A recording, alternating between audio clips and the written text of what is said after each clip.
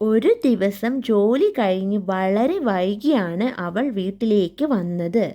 അപ്പോൾ നമുക്ക് എങ്ങനെ ഇംഗ്ലീഷിൽ എഴുതാമെന്ന് നോക്കാം. അപ്പം ഇതൊരു കഴിഞ്ഞുപോയ ഒരു കാര്യമാണ് പറയുന്നത്. ഇതൊരു സിമ്പിൾ പാസ്റ്റ് ടെൻസ് സെൻറ്റൻസ് ആണ്. അപ്പോൾ എങ്ങനെ എഴുതാം നമുക്ക്?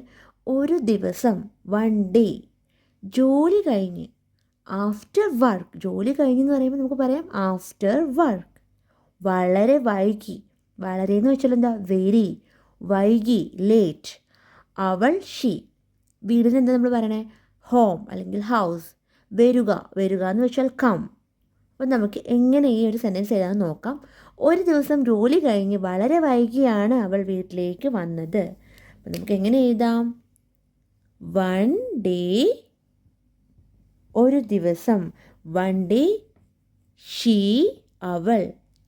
അപ്പോൾ വരിക എന്ന് എന്താ ഞാൻ പറഞ്ഞത്? കം. അപ്പം കമ്മിനെ നമ്മൾ പാസ്റ്റ് ഫോം